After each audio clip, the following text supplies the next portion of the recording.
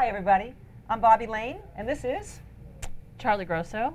We are here to teach you about business today. This is called the Successful Emerging Photography Program, and it's set up to give you the foundations to help you understand the things that you need to do to actually learn how to make money. Isn't that a great idea? Okay, that's a really great idea. So I'm Bobbi Lane. I'm a commercial photographer. I have over 40 years experience at doing this. I always say this, I started when I was 5.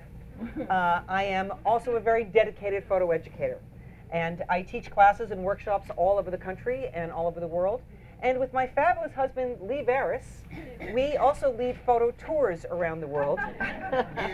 And we have, I've put the flyers out here, we have upcoming trips to Venice Carnival, Tanzania next summer, and for Iceland. We just came back from Iceland in September. I'll tell you a little bit more about that later. But I'm really a lover of light and life and people. And I'm here to try to help you as much as I possibly can today so that you can learn how to not have to have a second job and actually be a photographer. Uh-oh. But hey, I make no promises. Okay, Charlie. Hi, my name is Charlie Grosso. I've been a professional photographer for 20 years. Bobbi was one of my first early teachers. Like, I think Bobbi was like teacher number 2, teacher number 3. I've known her since she was 20. Yeah. So it's been a long, deep relationship. Yes. I remember this class from 20 years ago. So I'm here today to update the marketing material for you guys. I've done high-end advertising work for the first 10 years of my career, including being a creative director. I then went on into the fine art genre and had my own contemporary art gallery here in New York City for 5 years. I currently consult for startups, NGOs, and private entities, various sizes, and I also run a nonprofit of my own. I haven't hung up my photographer hat, but I no longer pursue commercial photography as a means to my livelihood. Marketing is a little bit more what I do now, and the nonprofit work. So. And adventurer. Oh yes, I've been I've been over to 80+ countries and 6 continents and pretty much everywhere you can think of. And you drove a small car. And I drove a small car across 2 continents, 13, 14 countries, from London to Mongolia. It was amazing. That was called the Mongol Rally. And my nonprofit, Hello Future, today is Giving Tuesday. So for all of you if you have not given today, you should definitely give. But you should always make giving a practice, irrespective of whether it's today or not. My nonprofit, Hello Future, we bridge the education gap for adolescent refugees. We work in refugee camps in Iraqi Kurdistan, especially for teenagers, teenage refugees who have a limited access to education opportunities. So that is what I do. Shall we? Yes, and you'll get more information at the end of this about how to contact us. Yes. Okay, I'm gonna take it over, and I'm gonna start off with all the boring stuff. Okay, you ready? Okay, because it's really boring stuff. All right, so actually, since there's a few people coming in, there is a handout. May I have that for just 1 second? There is a handout that's an outline of what the whole class is about, and we've run out of copies. So if you would email me, Bobbi at bobbilane.com, B-O-B-B-I at B-O-B-B-I-L-A-N-E.com. If you email me, I will email you back the PDF of this, for those of you that didn't get it and for those of you who are online. Okay, so I have to start off with this, okay? I want you to know that this is designed to help you get an understanding of good business practices.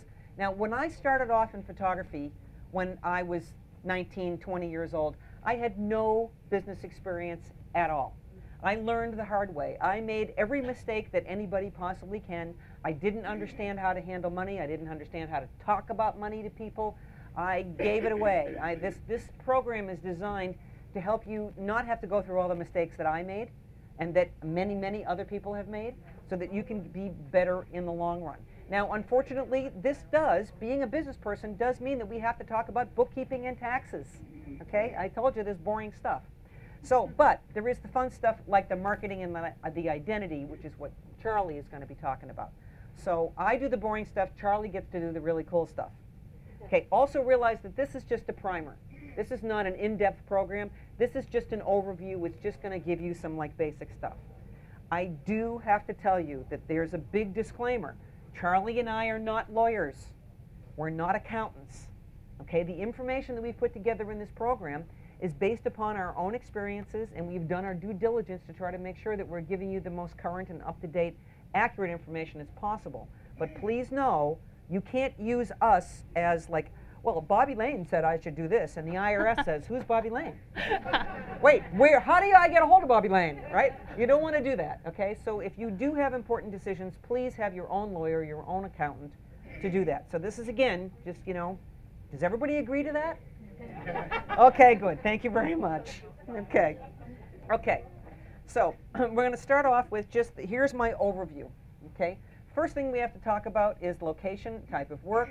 We're going to get into overhead, self-worth, business practices, marketing strategies, licensing and copyright, job production and estimating, support organizations, ethics, and finally, vision. We are photographers, right? The vision.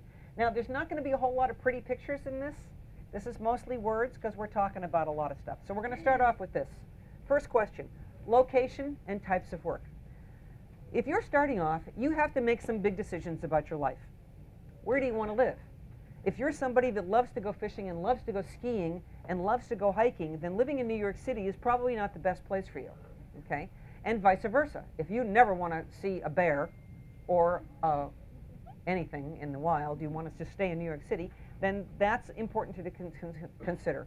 What is your lifestyle? What do you like to do? You've got to live where you're happy, right? I mean, it's like, why were you going to force yourself? I know people who have done that, who've chosen to go live someplace because they think that's where they need to be to work, but it's not the kind of work that they really want to do, and they don't, and it's, why bother? Do it right, right? Make your decisions correctly. However, that is going to influence what your types of work are going to be, okay? If you want to do commercial work, if you want to work with advertising agencies and design firms, you're probably going to have to be in or very close to a city. Retail, portraits, weddings, families, you could be in the middle of nowhere. One of the most successful high school senior photographers is like in the middle of Wyoming or Montana or something like that. This guy is like incredibly successful. People fly in from all over the country to work with this guy. But everybody is going to get married and have kids and have parents and have families. Everybody's going to want to have family portraits done. Everybody's going to want that. You can do that anywhere, okay? You can live anywhere and do that. But trying to do high-end advertising when you live in Smoot, Wyoming, probably not going to happen, okay? Fine art, galleries and museums. Okay, this is, boy, I'll tell you, good luck. Charlie can tell you a little bit more about that, but it's really hard, you know. Wouldn't we all love to be able to make a living as a fine artist? I have some very good friends who that's all they do. They are full-time fine artists, and even though they're well established, they've gotten Guggenheim grants, they've done all this, they still struggle to get by. It's you know, it's just not that easy. And journalism is also, how many of you are interested in journalism? Just a couple of people, okay? Well, you know, magazines are dying. You know, they still exist, but everything is online now. So the golden days of journalism are really, you know, of photojournalism with the big budgets and being able to go and do stuff. It just doesn't exist like that anymore. I want to come back to the commercial for a second before I go on, because again, I have friends who were in big cities, and they said, you know, my career is well established. I do national ad campaigns. I really don't want to live in Chicago anymore. I'm going to live in Arizona. And, you know, I can fly back to Chicago in 2 hours. Not a big deal, you know. Client wants me, I can be there, no big deal. You know what happens? Their career ends because got to be right there. Art director calls you up and says, I want to see you this afternoon. I want to talk to you. Oh, wait, you're not here? Oh, let's call that other guy that's over here down the street, right? So, you know, really, if you want to stay with the commercial stuff, you got to be in the city, okay? But these are the things you got to consider. This is your first thing. All right, so now, your overhead and your self-worth. What am I worth? You have to examine your lifestyle and your basic income needs. Now, what's your lifestyle? Okay, well, you like to go to the movies, you like to go out to eat, you know, you like to go to plays, you like to spend a lot of money, right, on things that are not necessary. So if that's your lifestyle, well, then you need to make a lot more money, right? If you're a stay-at-home person, then maybe you don't need to make so much money because you stay at home, you do all your cooking, you have Roku, so you don't have to pay for cable. So, you know, it's like all this kind of stuff. You really have to look at your lifestyle. It's like if you want to go skiing every weekend, then you got to be able to make enough money to be able to go skiing every weekend. So what are your basic income needs? What are your needs that you need to pay attention to every day, every month? This is what I need to survive. This is what I need to survive, to not starve. This is what I need to be okay, and this is what I need to be able to like make a living and plan for the future. Okay, so you've really got to pay attention to all of this. And of course, that gets into your financials. Okay, now this is something that, you know, I do private mentoring with people, especially with emerging photographers, and we talk a lot about this business. And I have somebody that I've worked with, I have many people that I've worked with, where I will say, okay, let's do a projection.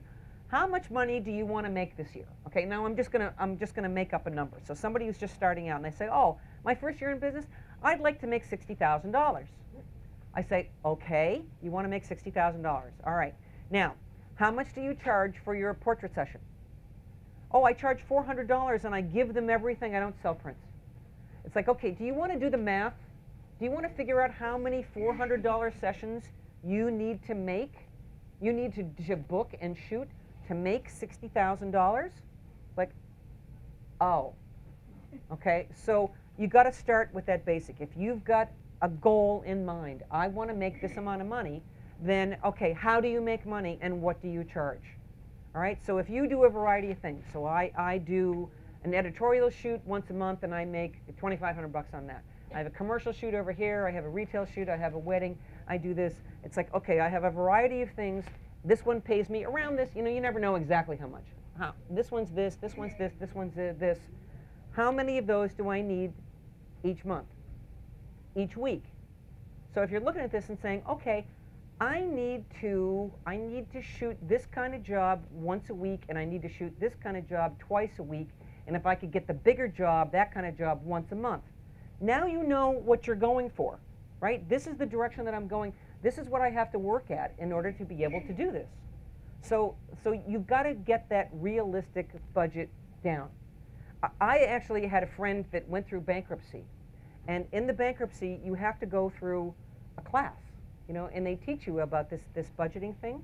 And this person said, when, you know, they got to the part about, okay, how much is your rent? How much is your telephone? How much is your heat? How much do you spend on food? How much is your car cost? You add all that up and say, this is how much money. And the person said, oh, I never thought about it that way before. It's like, gee, that's kind of like thinking about it backwards. It's like thinking about it backwards? No, that's thinking about it forwards. This is what you have to do, right? So it's like everybody gets afraid of this stuff, but you gotta be realistic. You gotta write it all down. You really sit down and play with the numbers. I will tell you quite honestly, I used to be scared to death about this. I used to hate to sit down and figure out, I have bills to pay, then they cost this much that I have to pay each month. I used to hate to figure that out. I would just try to like wing it and go, okay, I just gotta hope I can get some work. Okay, well, how successful can you be if you're just gonna hope and you don't really know what those goals are? Okay, what it is that you absolutely necessarily have to do. So now, calculate your overhead, be realistic. Now let's talk about this. Do you want a home office or do you want a studio? Well, that depends upon what kind of work you do, for one thing, right? Do you need to have this or do you need to have that? How much is that going to cost me? If I'm going to do a studio, do I want to have my own studio? Do I want to share a studio? Do I want to rent it by the day? Okay, you have all these options. There's a tendency, you know, you've all heard that term, you have to spend money to make money, okay? Well, there's a certain amount of truth to that, but that is so misleading, okay? For people who have been in business and been smart, you don't spend money unless you have to, right? Don't say, all right, I need to have a studio. It's going to cost me this amount of money, but I can't get work unless I get a studio. No, you get work first, and then you get a studio. And when you see that if you're renting by the day, if you see that you're renting by the day so many times per month, and you're spending that, of course, normally your client's paying you for that. You know, you're paying for you're getting your day rental covered. Then you get to a certain point and you say, okay, well now it makes sense for me to actually spend to have my own studio, and now that I've got enough work for this, it's justifiable, and now it'll help me get bigger work because it will be my space. Okay, I started off with a 1,200 square foot studio with 4 people. There was 4 of us sharing that. which worked out fine because we were all getting going and none of us were making a whole lot of money at the time. And we split it and it was great. And then we got really smart. This was back in Los Angeles. I was in LA for 25 years. And we got really smart and we realized that there were other photographers in town. In those days, there wasn't a lot of rental studios. Like now, you know, there's the big ones that they cost $2,500 a day and they come with a chef and, you know, and all the gear, and it's a huge amount of money. In those days, either you had a studio or you didn't. So we started letting people know that we had a studio, and we started renting our studio. And we had, this was an old building, it wasn't fancy, it wasn't anything. This is, again, early on. And some months, we didn't have to pay any rent. And because we weren't shooting in the studio every single day, we could rent it out to people who didn't have a studio, and that was another way for us to have income, right? I'm going to tell you as many personal stories as I can. When I left Los Angeles, I had two studios. I had my own studio, and I had another studio that I had set up as a rental studio for my students who couldn't afford to have their own studio, and I would have like a group of people, and everybody could get so many days per month and pay, you know, a little bit a month. It was a great deal for everybody. I moved to Connecticut, and I kept that studio because it still made me money every month. So it wasn't my studio, but now that became a profit margin for me to be able to do that. So, you know, you look, it's going to be different levels at different times. So that's a big deal. I've also seen people make that mistake of investing in the studio, and then they're trying to go out and get work. I had a student when I was in Los Angeles that he showed his portfolio 69 times before he got a job. I got to hand it to the guy for perseverance, right? But he was paying studio overhead that entire time. So, you know, again, backwards. You can't think backwards. You got to think about when is it necessary to spend the money, which brings us into equipment. Okay, you've got to have a good, solid, basic equipment package. What's the camera gear and lenses and lights that you need on a regular basis? Okay, we used to joke in the old days that people would come in and they'd say, I'd be a really good photographer if I could only afford a Hasselblad. You know, like the camera gear is going to make you a great photographer. It's not. Okay, you're going to be a great photographer with a cheap little camera and a lens. I shouldn't be saying that in this place, should I? Okay, but you know, the thing is that you need your basic package. What is the gear that you use on a regular basis? That you got to own because you got to know it inside and out. Rent the rest of it until you need it. Okay, so occasionally I would need to have a 500mm lens. Okay, well, how much money would it cost me to buy that lens? Several $1,000s. How much did I use that lens? Well, let's see, I could rent it for 50 or 75 bucks and I need it 5 times a year. Don't buy the lens.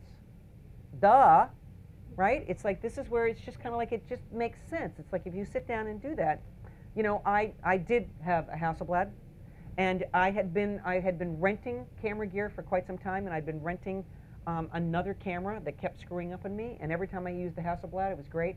And finally, one day on a big commercial shoot, this other camera that I was renting just didn't work. Just nothing I could do. I mean, I was like, you know, saying prayers over it and throwing grass in the air and which way the wind blew, and then I'd spin around and like bow to that direction and try to make the camera. It didn't work. And the next day I went out and I bought a Hasselblad. Okay, and I used the Hasselblad, and it paid for itself, and it made the money. And by the way, if you're doing commercial work, anytime you do commercial work, you should always be charging your client for some equipment, because it's still wear and tear on your equipment. So you can always put a fee in there that's going to cover the wear and tear on your equipment. So how much do you own? You know, again, let's see, I need a studio, I need 16 lenses, I need 5 cameras, I need, you know, $20,000 worth of lights. No, okay? Start small, buy the stuff as you need it. You know, if you see that you're getting to the point, if it's 50%, if renting something is 50% of what it would cost you to buy it, if every year you're spending 50%, then you should buy it. Okay? So, sources of revenue. Okay, well, I just gave you one about the renting out the studio, but that was a kind of a different thing. Okay, so what else can I do? All right, I had a friend, a student, Mark Leibowitz, that when he was starting off, he really wanted to do lifestyle photography. But he was at an age where a lot of his friends were getting married. So he started shooting weddings. So weddings was a source of revenue for him while he was getting going and doing his marketing and doing all the work that he needed to do to start to get lifestyle and fashion work. Okay, and that really helps. So, you know, sometimes you've got to keep that part-time job. You know, if you got to keep that part-time job to get this going, then keep the part-time job. You still have to be realistic. You still have to pay your bills. Okay, your projected budget goals. You know, you've heard people say, you know, what's your 5-year plan? Okay, when the first time that somebody said that to me, I'm like, how do I know where I'm going to be in 5 years? I have no idea. It's like, well, gee, that means you probably weren't going to be much further along in 5 years if you don't make a plan and start to work towards it. Okay, and we're going to get into business plans a little bit later. Okay, so now this is important. What kind of, this is all the business stuff now. Okay, this is all the really boring stuff, and I promise I'll try to not make you cry. Okay, business entity. Do you want to be a sole proprietor, or do you want to be an LLC or an S corp, or you know, what is it that you want to be? First off, I would talk to an accountant. I will tell you that the best money I have spent in my life on business has been to have a good CPA. They have saved me money over the years. They have helped me design my business. They have helped me in so many ways to do this. I have been a photographer for over 40 years. I am still a sole proprietor, okay, because financially it doesn't make any sense for me to be an LLC. If Lee and I start a business together, we need to be an LLC. He's a sole proprietor, I'm a sole proprietor. So you need to talk to your accountant about that. A sole proprietor means that you don't have to be a corporation. If you're a corporation, then you're an employee of the corporation. Okay, again, I'm not an accountant. I'm not going to go into great detail about this, but a lot of people think automatically you have to be an LLC. No, you don't.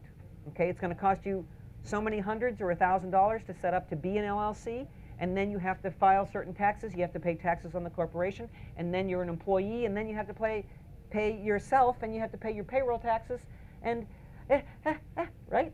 So sole proprietor, you're doing a Schedule C, which I'm going to talk about in a minute. So again, talk to an accountant about this, but that's going to be your first thing. Okay, your DBA, your fictitious name statement. Okay, if you are not going to be Bobbi Lane, and you're not, then if you're going to be Sunshine Photography, then you need to file a DBA. Okay, now that means that you have to go to the state. Normally you do something regionally, but I'm pretty sure it's a state-run thing. And you can look that up, it's very easy. And you need to file papers. It costs you a certain amount of money, and you have to file the papers because you can't get a bank account with a DBA unless you have that piece of paper that says that you're a DBA. Okay, so it's doing business as. So that's why we come up to banking next. You cannot go open a business banking account under Sunshine Photography unless you have a DBA. Okay, you can have a business account if you're just Bobbi Lane Photography because it's just my name. Now, I've seen this different in different states. So again, you may have to check with the banking in different states, but in California, Connecticut, and Massachusetts, I've been able to have business accounts without a DBA, so because I'm just Bobbi Lane, okay? So, but if I was Bobbi Lane Sunshine Photography, then I would need to have the DBA. Banking, you need to get to know your banker, okay? You need to make friends with your banker. You need to go in and talk to people because eventually you're probably going to need a loan because maybe you're going to need to get some equipment. And maybe you're going to need a loan for that equipment. But also, you're going to need a credit card. You're going to need a separate account for your personal and your business. This is something that the IRS really frowns upon what they call commingling funds. Okay, they don't like this at all. If you ever get audited and they see that you have one account and you have personal and business coming in and out of that, they don't like it. Okay, so keep a personal account and you keep a business account. Your business account means that every dime you make in photography gets deposited into the business account. Okay, everything that you spend on photography, all your expenses, your rent, your payments, it's like whatever it is that you have to pay for, whatever it is, comes out of the business account.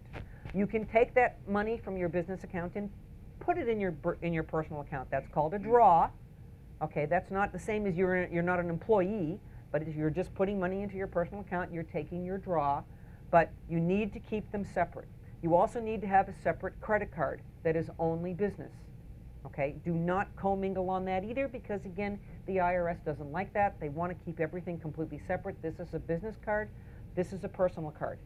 Okay, I think I'm going to talk about the credit cards again in a little bit.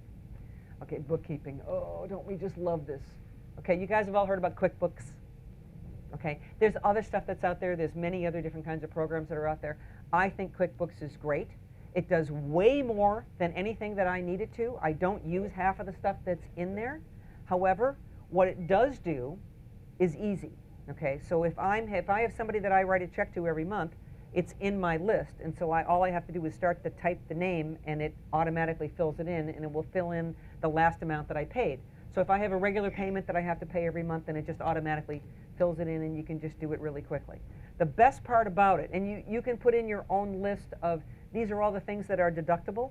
So actually I got to stop a little bit because I got to go to the what you're doing for the IRS, which I'm going to talk about in a minute. But on the IRS, as a sole proprietor, you are going to file a Schedule C, which is called a profit or loss from a business or a profession. Okay, you don't need to do anything to the IRS. You don't need to set up a business. You don't need to go to anybody. You just need to file that piece of paper. And on that piece of paper, it says all the money that you made and all the money that you spent in your business. Okay, and at the end of that, then I'll talk about that in a little bit. But in your bookkeeping, you have a list of what your deductions are. What are your business deductions? Now, as a photographer, we have deductions that are different from somebody who makes shoes. Okay, somebody who makes shoes has to buy leather, right? We don't have to buy leather, but we might buy it for a prop. So that's one of our categories, is props. So you can put up, you can make your own categories of deductions, provided that they are germane to the work that you are doing, to the kind of work that you are doing. So you have income and you have your expenses, okay? So that's what the bookkeeping does. Now, one of the best things about QuickBooks is that it will give you reports that will break down everything. So if you need to find out, okay, how much money did I spend on props, you can go into that and you can say props, and it will print you out a report, and it will tell you who it was, what the check was to, or the credit card, how much it was for, what the date was. It's all there. And again, if you get audited, you print that out and you walk in and you hand it to them, and they see that you've got it all and it's all organized, and they go, okay, all right, I've been audited, and when I walked in, the QuickBooks had printed out all of everything I needed, everything she asked for. I handed her a piece of paper, and it was done. Okay, that's all it was to it. It was not a big deal. But doing the bookkeeping takes time. You're a photographer. Wait, you're a salesperson, you're a marketing person, you're a bookkeeper, you're a stylist, you're the designer, you're, somewhere along the line you get to take some pictures. Okay, so doing the bookkeeping for me is always the biggest challenge. If you do it every month, it doesn't take very long. If you wait till the end of the year and you try to do it all at once, and then you have to tie yourself to the computer and do it all. It's better if you do it monthly. Takes you an hour to do a month's worth, depending upon what you're doing. It's not that bad. Okay, but you need to do that, and then you take that bookkeeping and you go to your accountant. Okay, I think that anybody who is in business is a fool to not have a CPA. Okay, because I can't possibly keep up with all the laws, with all the changes that are going on. That's crazy, right? It's not my job to do all that. My other husband, my first husband, we were both self-employed, and he used to do all this because he just thought, paying for an accountant was just like paying more taxes, until he screwed up royally. And then I'm like, that's it. We're going to an accountant, and we got a good accountant that I used for 25 years until they retired. And they helped me so much. It was really fantastic. So get yourself an accountant. Basically, everybody goes, oh, it's so much money. If you spend $400 to $500 a year on an accountant, believe me, they are saving you way more money than that. And they know the ins and the outs. They know what you can get away with and what you can't. They know when you should take this deduction and when you shouldn't. They know when you should take a home deduction, when you shouldn't. I mean, it's like they will look at this and say, you know what, the IRS is flagging these kinds of things right now, so we got to be a little bit careful in that area. So the other thing about all of this with the bookkeeping and all of that is keeping records. Okay, keeping records of everything. The photographer that I learned from had a bag that he'd put receipts in. Okay, that didn't work really well, right? That didn't work well at all. I have file folders, and each one of them has the month on it. So any receipts that I have from that month go into a file folder. Okay, and that's every receipt. That's every receipt, whether I paid something for cash or whether I paid a credit card or whatever. Every receipt goes into that, so I have it. Okay, if you're doing everything online, Make sure that you download it, because the banks will only have you, they'll keep your records for so long. Because this happened to me also just recently. It's like I went back to look at old banking records, and I had to send a request in and wait a month or 2 months, and then they charged me $80. So if you don't download that every month, and make sure that you keep it, because you can download a PDF from your bank account, but make sure you do that and you keep it, because otherwise you got to pay later to go back and get it later. They keep it for like 12 to 14 or 16 months or something like that, and then comes back. So 18 months. Okay. So, but yeah, I had to do that. It was like crazy. Okay. Okay. So business license. Okay. Now let's break this down. You have 3 levels that you have to deal with. You have regional and local, you have state, and you have federal. Okay, so starting with the local is your business license. The feds and the state don't give you a business license. It depends upon where you live. If you live in New York City, that's one rule of business license. I live in Boston, that's a different rule of business license. Wherever you live will depend upon a business license. If you live in a rural area, like we live in Carver, Mass., cranberry capital of the world, we don't need a business license. They don't have business licenses in Carver. It's a small town. So it depends upon where you are. But if you do need it, if it is required where you live, you better get it. Okay? Because another thing that will happen, if you need, this is something in Los Angeles, if you need a permit, if you need to go because you want to shoot on the street and you need a permit, you can't get a permit unless you have a business license. Okay? Now the business license is another thing where you get to do a lot of bookkeeping and pay taxes, and nobody pays you to do all that. But you still have to do it. It's normally a little bit easier, a little bit, you have to pay for the business license, and then you have to pay your local tax, which is tiny. It's a small amount, but you still have to do all the bookkeeping, and you have to do all that. Okay? So there's the business license, okay? But there's things that you can't do unless you have one, depending upon where you are. So now we're going to go to the medium level, to the state level, which is the sales tax. The sales tax is based upon where you live, and every state has different laws. Lee and I were in Los Angeles forever, and the State Board of Equalization is like the Gestapo. They're like the Gestapo. I mean, they are horrible. They have the right to come into your business at any time, unannounced, and demand to look at your books right then and there. And if you do anything with California, if you have any problem with them, then they will audit you for how many years, Lee? Yeah, for 5 years they wouldn't leave you alone. For 5 years they harassed him. Okay, it's like they're terrible. They're horrible. Massachusetts is really easy. Connecticut was really easy. It depends upon your state is going to have its own, and so you have to. I don't know all of them. I can't tell you that. But basically, this is another thing that's really important, because this is true of pretty much in any state. You have to charge and collect and pay sales tax on tangible goods. If you sell prints, you have to charge sales tax on that. And then you have to collect it, and then you have to send it to them when they ask you for it. Okay, whether that's once a month, once a quarter, or once a year, depending upon your volume. Okay, if it's tangible, it's taxable. Now, in the advent of the digital age, when we're like, I deliver digital files, I don't have to charge my clients tax. If I was shooting retail and I was doing a job and selling prints, then I need to charge tax. Now, here's another thing. This is the way it was in California, and again, it depends upon the state. In California, okay, I do a job. The job was $2,000, and I had $600 in expense, or $600 in expenses. Wait a minute, let me think about this. Okay, so I'm delivering. Okay, so I do the job. It's $2,000, and they order $500 worth of prints. I charge tax on $2,500, not $500, because the way that they look at it is that your job is to take something and turn it into something else. So your $2,000 worth of effort is going into that $500 of tangible good. So the tax is charged on the entire amount. It's not like a mechanic where you have labor and parts, because you could always go back in and take the brakes off of that car. You can't go back in and take the photography off of the paper, right? So that's the way they look at it, and that's true of almost all states. So it's whatever the total job is, that the tax is on the total job, including your fee. It's not separated.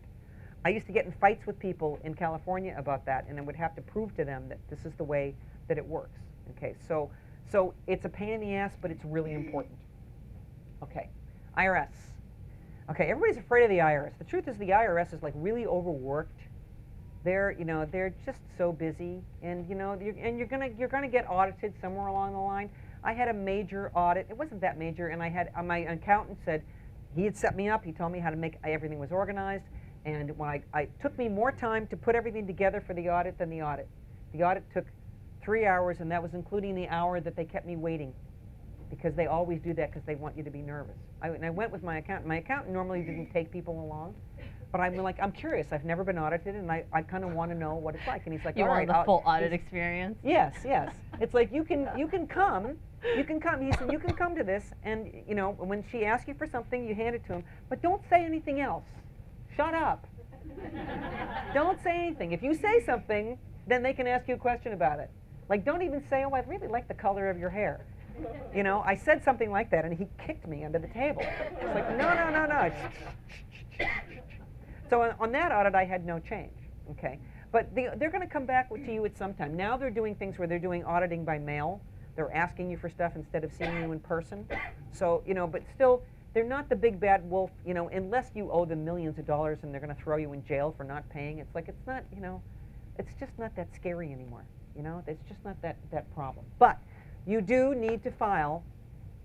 Okay, guys, it's getting really good now, okay? All right. So you have to file your Schedule C, profit and loss from a business or profession. Everything you made, everything you paid for. Okay, so if you have any money left over at the end of that, then that's your profit. Now, as a self-employed person filing a Schedule C, you have to pay your own Social Security tax, right? If you work for somebody, they take the Social Security tax out, and then they pay part of it. You have to pay all of it yourself. And as an employee, you only get part of it. You only have to pay part of it. So you have to pay, what is it, 15.6?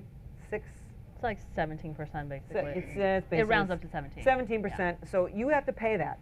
Okay, whatever on the Schedule C, whatever it is, that's a bottom line. That's not, forget about the 1040. You have to pay that based upon the Schedule C. Whatever that profit was, you got to pay that 17% Social Security tax. Boom, right off of the bat. Okay. Then you take that and then you put it on the 1040. Now let's say that maybe you have somebody who does pay you and take out taxes. Then you got to put in your W-2s, and you got to put in all that other stuff. And if you have other stuff, if you've got more deductions, all of that stuff is going to go into the 1040. Okay, and then at the end of that, then you figure out how much more taxes you have to pay. Okay, I don't understand sometimes. It's like I work so hard and I make some money, and then by the time I'm done with all this, I don't make that much money, and then you want me to pay how much tax? But I'm happy to pay my tax because I live in America and I have the opportunity to do what I want to do, and I'm willing to pay for the services. I just don't want it to be a really stressful process to have to go through all of this. I would just like it to be simpler, and it's not ever going to be simpler. Okay, so just do the best you can. Now, also being self-employed, you have to pay quarterly your self-employment tax. And now this is really great because the IRS wants you to look in the crystal ball and make a projection. I'm going to make this much money this year. I don't know how much money I'm going to make this year. Okay, I'm self-employed. I don't know. I don't know how many jobs I'm going to get. I'm going to work on getting jobs, but I have no guarantee. So your first year, they say, well, come up with a number, and then you pay it quarterly. But wait, you don't pay it every 3 months. You pay it in January, you pay it in April, you pay it in June, not July, and September. Okay, so it's kind of like, it's not every 3 months. It's like, I don't know, who made this up? I don't know. So you have to do that. Okay, if you don't do that and you owe money at the end of the year, you'll get some penalty and interest. Okay, what they really want is by January 15th, they want you to have paid in 90% of what you owe for the year. Even though if you haven't done your books for the year and you really don't know what that is, they want you to have paid 90%, or you're going to get paid penalties and interest. Okay, depending upon how much you owe, the penalties and interest are not that bad. If you owe a lot, it's difficult, but it is a good idea to take the money and put it aside. Okay. By the way, it's also a really good idea that if you are collecting sales tax, and because I've seen people get in trouble with this, when the sales tax, when you get your money from your client and they pay you, and there's a certain amount of that's the sales tax, that's not your money. You can't take that money and use it to pay your bills. You should immediately, as soon as you get that check, you should take that check and you should put it in a separate account. Put it in a separate savings account so that you have the money when it's time to pay your sales tax. Because if you don't pay the sales tax when you pay it, there's an immediate 10% penalty, and then interest is charged every day. Okay? So again, that's in California. It's different in different places, but you want to make sure. The other thing is a really good idea is that when that money comes in, when that check comes in, that you take, up to you, 15, 25% of it and put it aside to pay your taxes.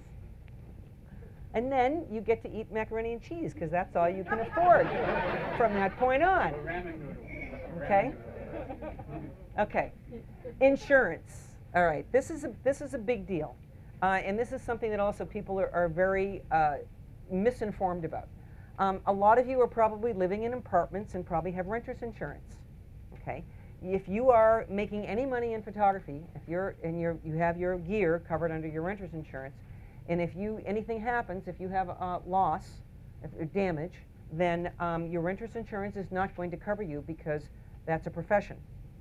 Okay, you really need to have separate professional insurance.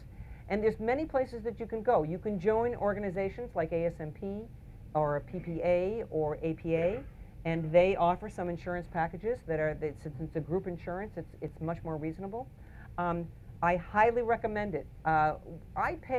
We have a lot of gear. Between the two of us, we have a lot of gear, and I think we pay about $1,200 a year. Now, that $1,200 a year may sound like a lot, but think about this for a second.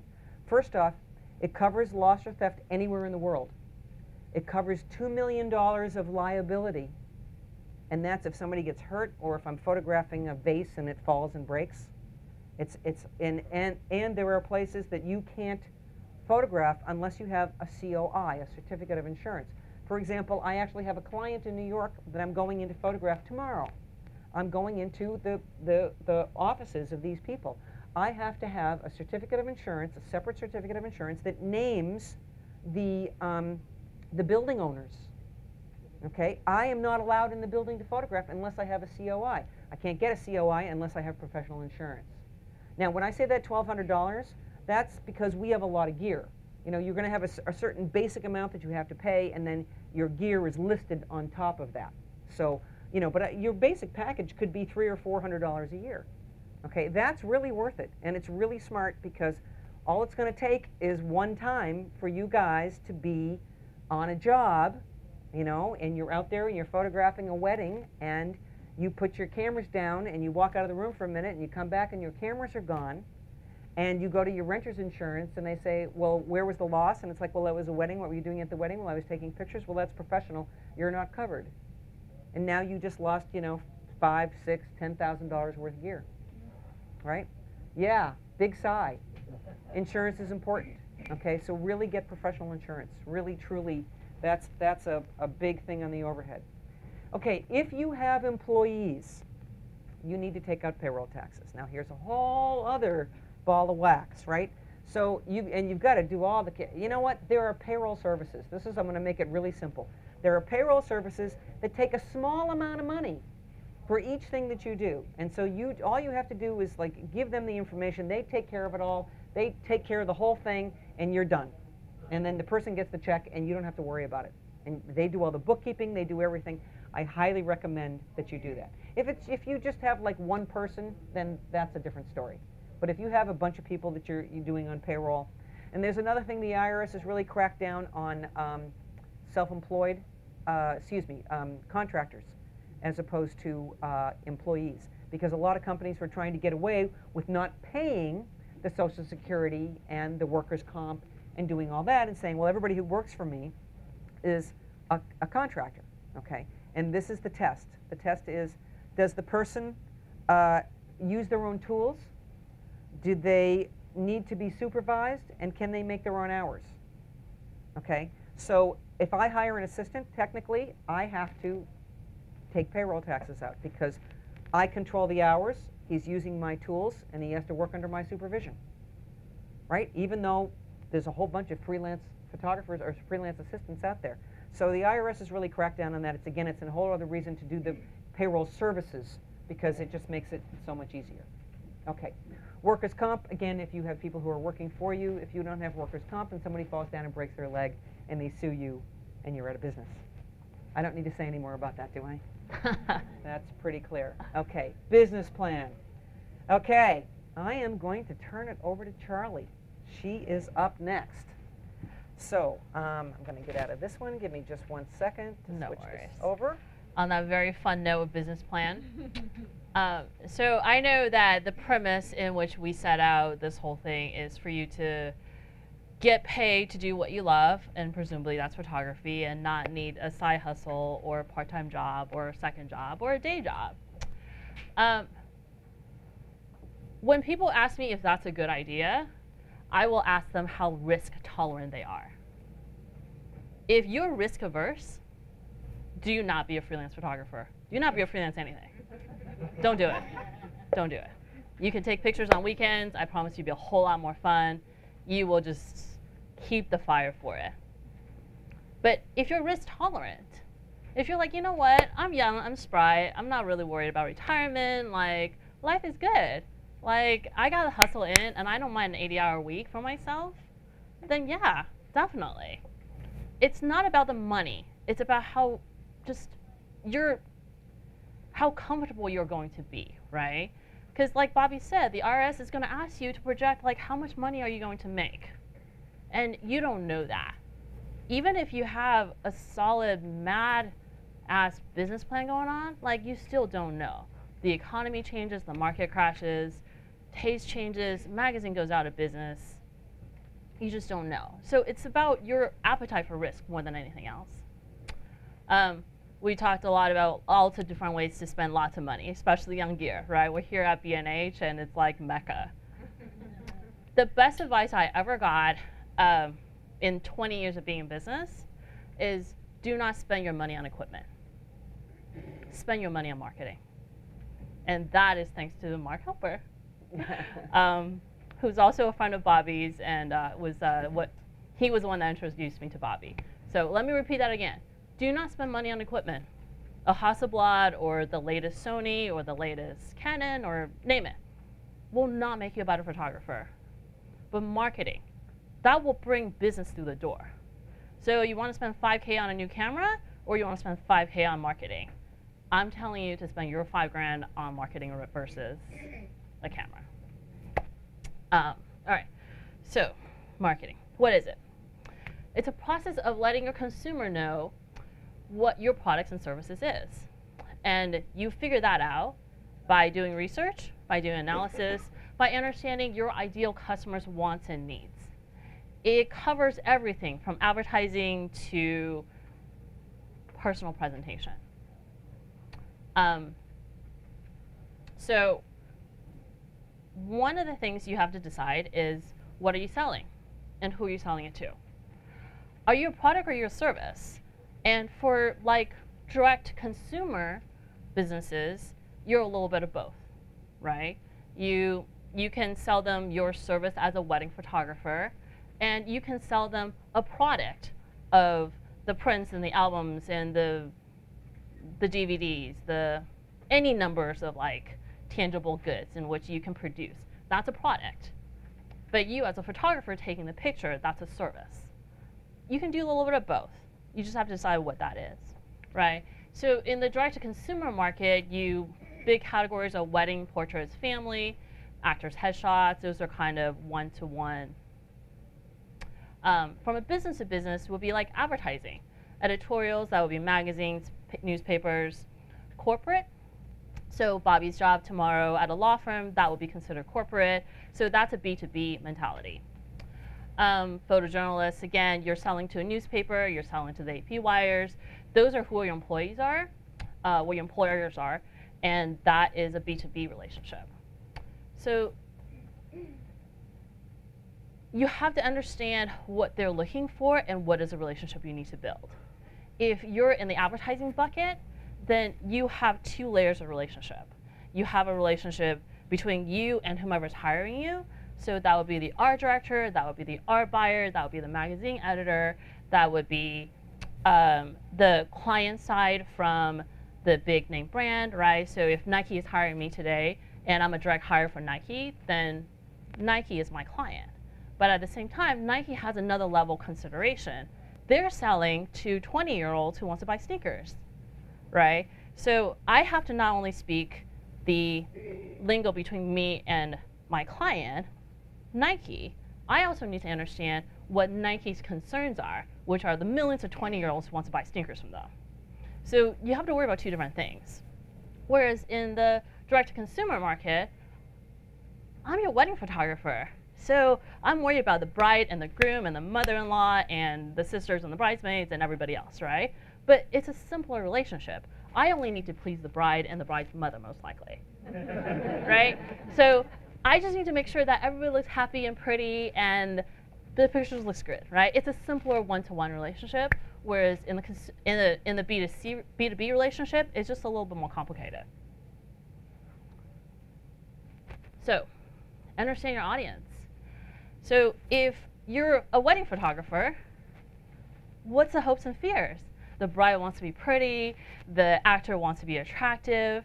Like, it's pretty simple, right? It's pretty straightforward. You can guess what those are, right? And you can learn how to speak that language and to either assess their fears and preemptively address them, or you can paint a rosy picture, right? Of, my God, this idyllic wedding and it's so fairy tale-ish and like, don't you want this? Well, I'm the photographer to execute this for you.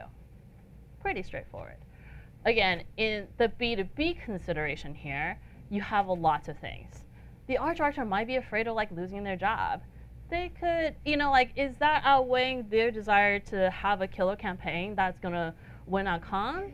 Maybe, right? You have market forces at play. Is Nike shares being outshined by Adidas, and are they trying to compete? You have a shifting market, and you're trying to be a tastemaker and gauge the desires and whims of 20-year-old boys who, well, you're not a 20-year-old boy. I'm not a 20-year-old boy, so I'm like, I don't know what 20-year-old boys want, right? So there's a lot of different considerations, and the better you are at putting a pulse and understanding the pulse of the hopes and fears of your audience, of who you're trying to get to buy your products and services, the better you'll be able to connect with them, the better you'll be able to speak to them. You'll put together a tighter portfolio because you're showing them what they want. If I want a fairy tale wedding, I know how to put together, I want to see a package that is of a fairy tale wedding, right? If I want super edgy, like politically correct, like on the pulse moment advertising, that is going to be the next thing after Kaepernick, like, all right, then I know how to put together a portfolio for that. Very different language and very different considerations. Where do you find your clients? Traditional channels, source books. Do you guys know what source books are? Yes, no, show of hands, yes, no, no. Okay. Source books are these giant encyclopedic books. They're still around. They're just not as popular anymore. So they're like this big, sometimes double volumes. It really depends. And photographers such as ourselves traditionally pay thousands of dollars to appear in it.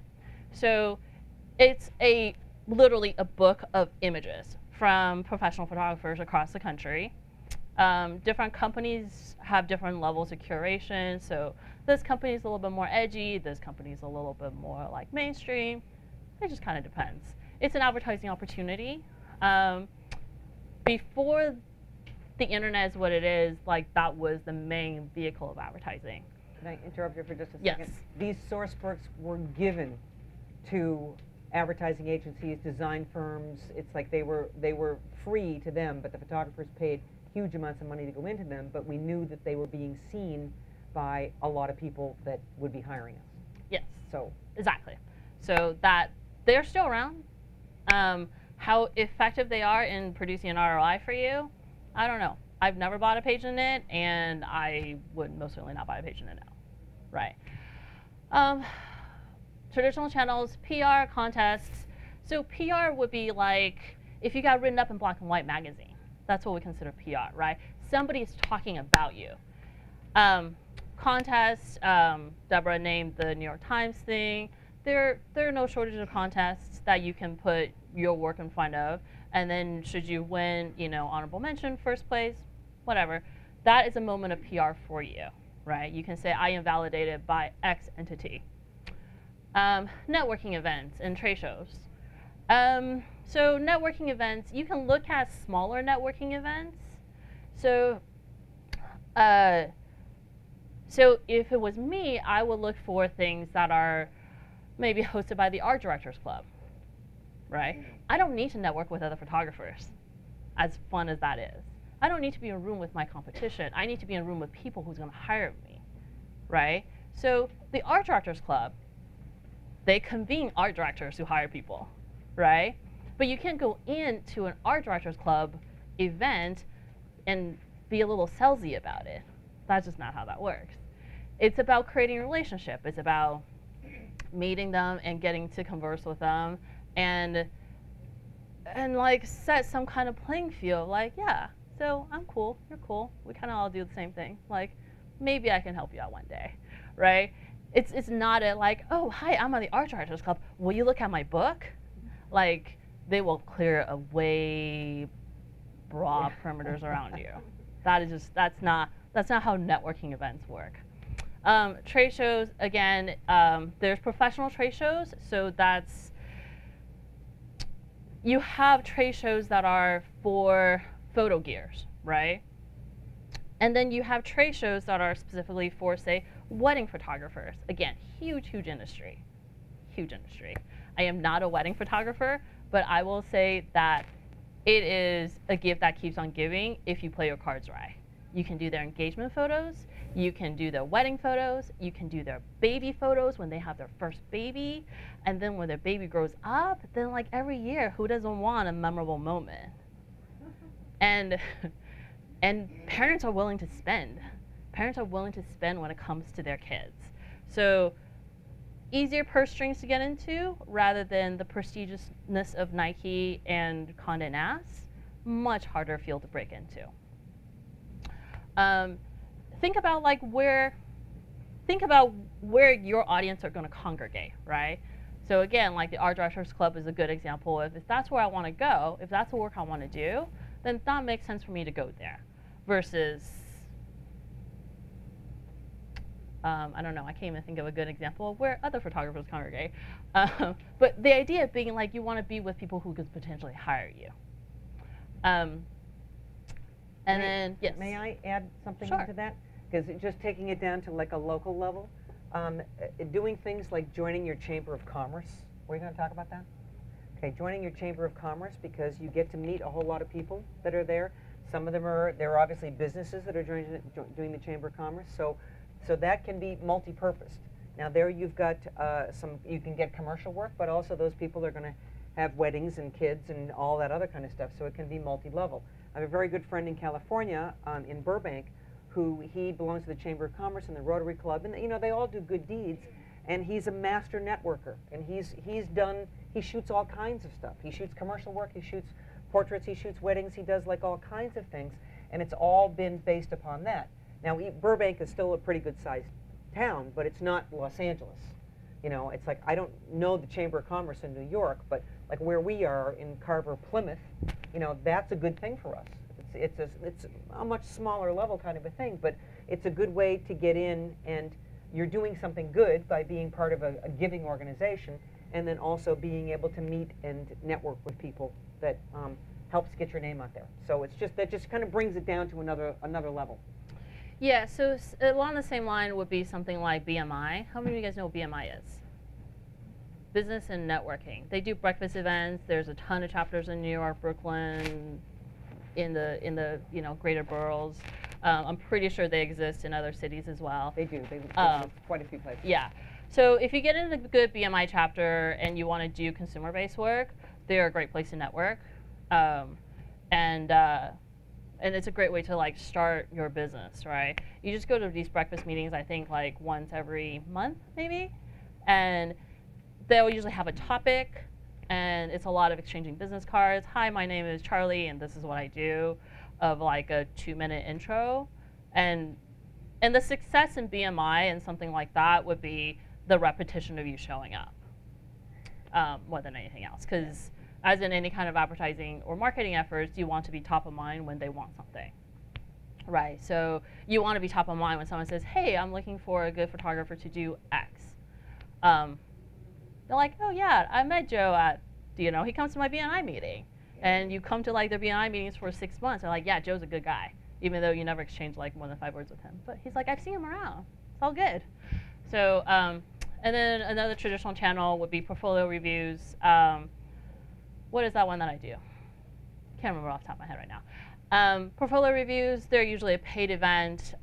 You get to have, it's like speed dating. You get to have your book shown to, probably half dozen to a dozen art buyers, photographer reps, magazine editors, agencies, all within the confines of a day. And it's literally like 15 minutes in and out. Let me show you my book. It's a way to get your name in front of them. And then the other thing is book drops. Magazines usually have a certain day of the week that they will allow you to drop your book at, not in their office, but downstairs with the messengers of the delivery site or with the guy who's at the front door. And then all of that will get ferried up to Condé Nast, to the prospective magazines at Condé Nast, and then they'll review it, and so on and so forth. And then you can claim it back like 3 days later. So that's it's time consuming, but that's a way to show your books to prospective art directors, editors, so on and so forth. So those are the traditional channels. So digital channels. We live in the age of the internet. Your options here are listed by volumes of search. And what I mean by that is, besides Google, which is a web browser, and most people are on Google, so most people are either Chrome, Safari, maybe some Firefox users, but those are web browsers. So beyond that, your biggest volume search is on Facebook. But you know that when you search within the Facebook dialog, it only returns searches that exists within Facebook. So if Sunshine Photography does not have a page in Facebook as a business, it will not come up. Whereas Sunshine Photography has a website, and that website will show up in Google or Chrome, Chrome or Safari or Firefox. Does that make sense? Okay. So your second biggest search engine is actually YouTube. It's just slightly below Facebook. Then after that is Instagram, Twitter, LinkedIn, Pinterest, Snapchat. Email, newsletters, blog, and gated content, we'll get to that in a second. They're not about search volumes, but they're important aspects in your digital channels of marketing. So when we talk about traditional channels of marketing, other than me showing up somewhere and be like, hi, my name is Charlie, and I'm a photographer, you're talking about buying ads, right? Because that's what Sourcebook is. That's what any kind of, if you bought an ad in New York Times, if you bought an ad in PDN, right? Those are purchase, those are static, those are people seeing your name. And with those kind of printed mediums, those traditional mediums, it's really hard to gauge your ROI. What has really developed over the last, probably 15 years is what we call inbound marketing. So inbound marketing is illustrated here for you in this beautiful funnel. It's a funnel down, right? You want to figure out who your leads are. So if I'm a wedding photographer and I ask myself, who are my leads? I'm like, well, anybody who's getting married, right? Okay, so that's really broad because that's anybody and everybody. So let me just focus in a little bit. So most people are getting married in the age of, say 25 to 35 within my district, within my broader reach, right? Readjust those numbers for New York because New York dating is difficult. But let's just say, for example, average age, 25 to 35, right? So now we have a bracket. Okay, I know I'm a high-end photographer and I want to charge $10,000 for every wedding I do. Okay, so then that gives me a categorical idea of who is going to be able to afford my services. So I'm looking for a client who is spending on average $150,000 per wedding. Most likely college educated, not unlikely with a graduate degree, right? What industry will pay me that kind of salary so that I can afford a $150,000 wedding? You start to narrow it down, right? Soon enough, you can build out a client persona of who your target audience is, right? And we usually recommend for people to build out like a couple different personas, because, you know, you can have gay weddings are, you know, extravagant and at that kind of expenditure skills as well. So you don't just have one persona, you want like a couple different personas. So now you kind of have an idea of what they are. So then you can start to figure out what their affinity groups are in these digital channels, right? So would I don't know, what would they like? Everybody likes food, right? So would they be more interested in Chef's Table, which is a very high-end, high production value product? Or would they be more interested in something that's like on ABC and has kids, like there's a kids chef show thing going on, right? You get to start to like whittling down what they might be interested in. And if they're making enough money to spend $150,000 on a wedding to pay you $10,000 your fee for your services, then most likely they're gonna like high-end electronics, Apple, Samsung versus say, I don't know, Cricket Mobile, whatever Cricket Mobile gives you, right? Like you start to sketch out these different things. So you start to build out profiles of what these people are, and then you can do a couple of different things.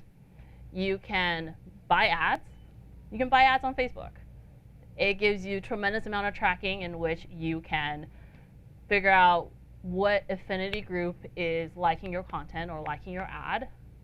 And then you can start feeding them down your inbound funnel, right? So for instance, I put together an ad on Facebook, and my goal is to just get your email, right? Because I understand this is a high transaction value today. I want to sell you a $10,000 package, right? But you're not going to do that off of a click. You're not going to do that off a single ad. I just want you to know about my sunshine my sunshine photography. So I send you to my website, and somehow I offer either gated content in which you exchange some content I produce together that you're going to want, because I'm telling you how to throw the most fabulous Instagram-worthy $100,000 wedding. And you say, yeah, I want to do that, because you're speaking to my need. Then I'm going to give you my email. Then you start to go down this funnel, right? So blog is the same thing. Blog is a little bit more passive. You kind of have to offer a little bit more content and high quality continuous content in order for them to sign up for for them to give your email. And then what do you do with all of that? Well, it's a relationship building like everything else. So you start to figure out how to talk to them. And not everything needs to be a sales call, right? Again, it's about being top of mind when they need your service. So then you have, say it's like January and you know that May is like big wedding season. You can now email them and say, hey, May is around the corner. It's big wedding season.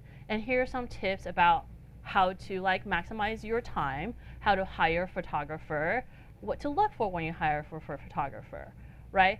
Tips, useful information. You're showing up in their email because they've trusted you with their email address. And now you're top of mind again. Oh, look, it's Sunshine Photography. I remember looking at their site. They did great work.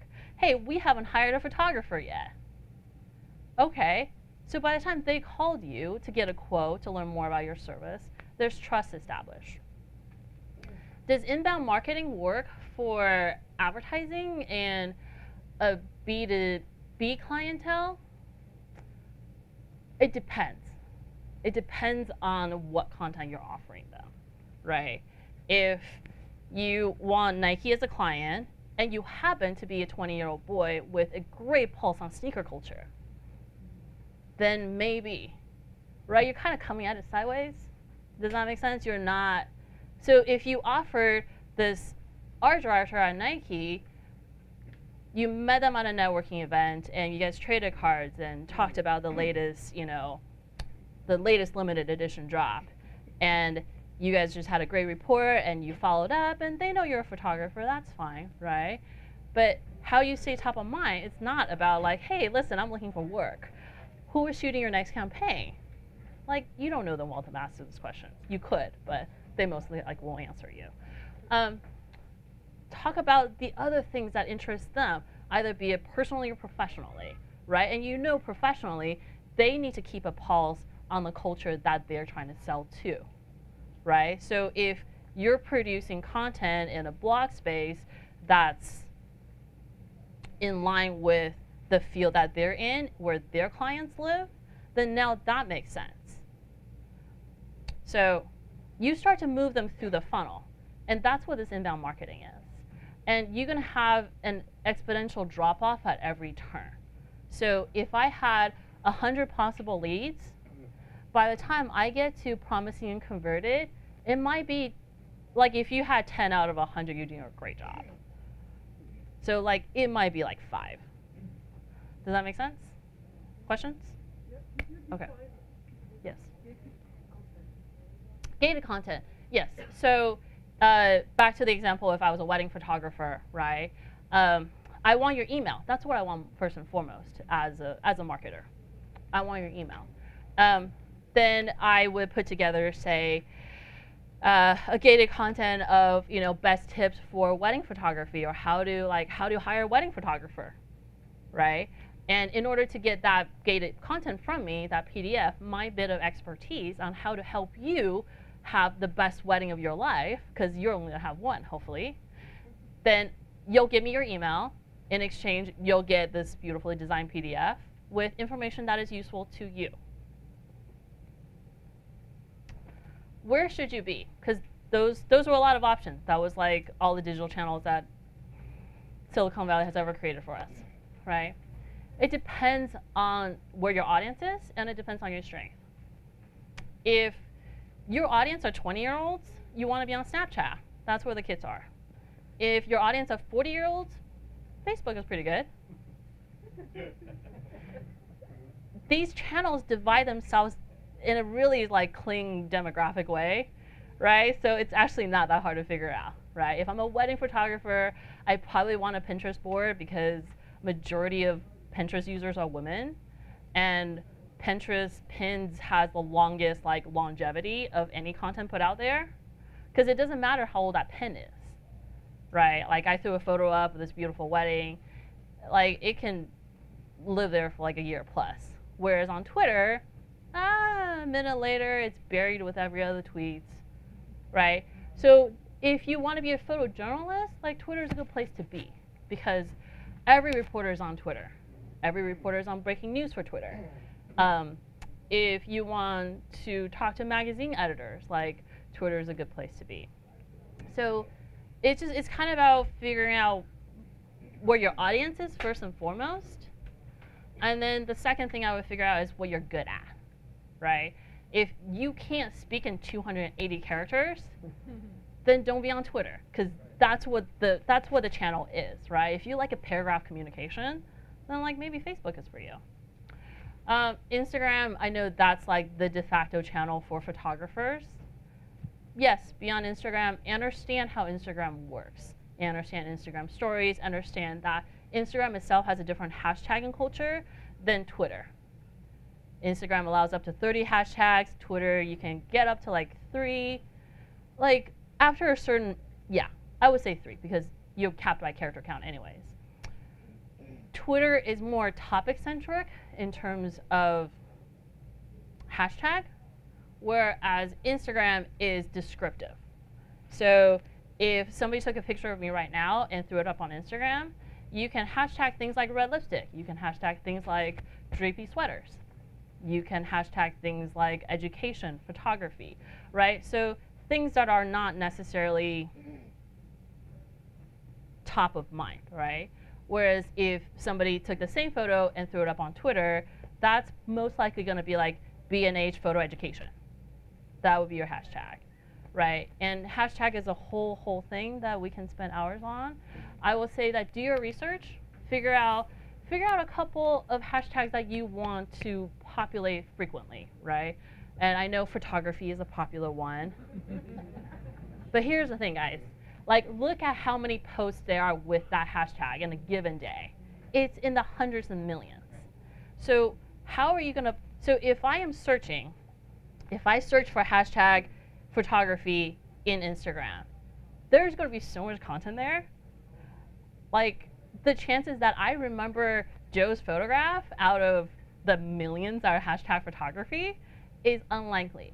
I'm not saying don't do it, because you have 30 to play with, right? So make that one of your 30, but figure out other ones that you want to own, right? So if I'm a Connecticut wedding photographer, then I would probably want to find some hashtag that speaks to that, right? If there isn't a specific one that already exists, then I would want to hashtag Connecticut, and I want to hashtag weddings. Those are big general buckets. And then another good like little strategy on Instagram is if you do the search for hashtags and you see that here is hashtag A, right? That has a ton of volume, but then there's one just below. It gets at what you want, but it's not nearly as competitive as your first hashtag. I would go to the second one, because there's a greater chance that you would populate rather than the first one where you just have a ton of traffic. You wouldn't do both? You have 30 to play with. You have 30 to play with, so figure out how you want to spend it, right? It's not a limitless thing. And it's also the fact that when you do the hashtag, depending on which one you use, my experience with it is you connect with someone else based on that, based on what hashtag. Yes, absolutely, right? So what he said here is that depending on which hashtag you use, you get to connect with somebody else, right? All of it is about building community. And all these social channels is a two-way conversation. So you have to be social. It's hard to be social when like you're inundated with like people giving you the thumbs up, right? Because like what kind of reply you're supposed to have with them, right? But try your best. Try your best, because at the end of the day, all this is based on relationships. So now you need a strategy, which is different from tactics. Your strategy is your plan. Your tactic are the different elements of your plan. So if I want to do traditional marketing, then perhaps I would consider buying source book pages. That's a tactic. I want to consider a certain amount of in-person networking events. That's another tactic. I decide that I'm going to be on Facebook and really own that space. And that's where my audience are going to find me and where I'm going to get to have the greater ease in conversation with my audience. That's a tactic. Those are tactical. And then you can break them down even farther into smaller components. Determine the type of content. So if you're on Twitter, it's going to be more words heavy. If you're on Instagram, it's image heavy, right? That's super easy. But tone and voice is where it comes in. We didn't talk about brand here, and that's, again, like hashtag, like a big conversation we can spend hours on. Really succinctly, your brand is not your logo, is not your color scheme, it is not your letterhead, it is not your website. Your brand is the values you stand for. Coca-Cola is not the scripty font and the red color. Coca-Cola built their brand on happiness. They're not selling you sugar drinks, they're selling you happiness. That is the difference. Apple is selling you sex, Facebook is selling you connections, which is also why their betrayal of our trust is so heartbreaking.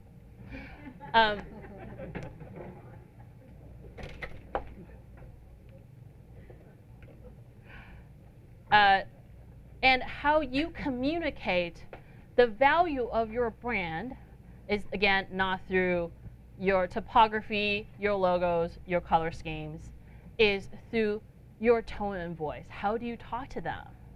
Are you like warm and fuzzy and super accessible like Bobbi is? Like Bobbi is like a walking hug. She's like a walking hug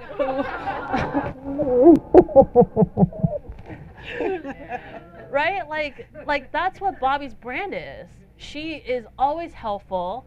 In the 20s I've known her, she's never like not answered a call when I needed her.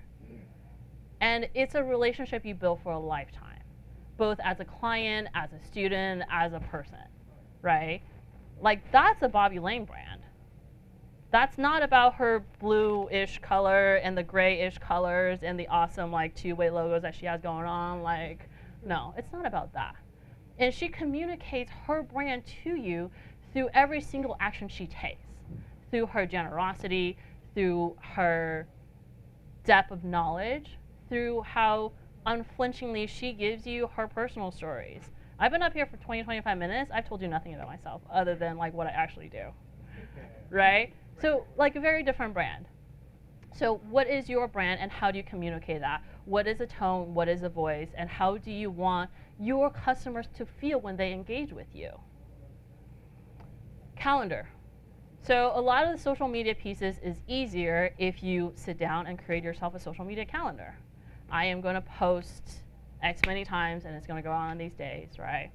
And then A/B testing. How do you determine like what tone of voice and what message is working for your audience? You test it. Social media makes it incredibly easy for you to test those things.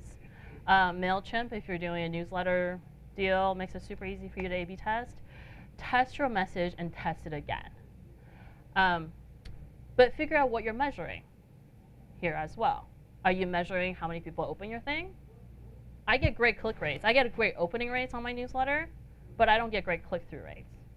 There's just a natural drop-off there, but that's okay. Like, I'm not that concerned with my click-through rates. What is that? So if I send you a newsletter, and I say, whatever my newsletter is about this week, and I offer you a bunch of links, right? Like, so I run a personal newsletter called High Love, and I describe it as a human Venn diagram of everything that I've ever done professionally and are interested in. So that covers marketing, that covers refugee crisis, that covers anything that I'm reading that's related to any one of the numerous things I'm interested in. That covers travel. Again, I've been all over the world. That covers fine art, because I used to have an art gallery. And in it, I offer useful links, right? You don't have to click on them.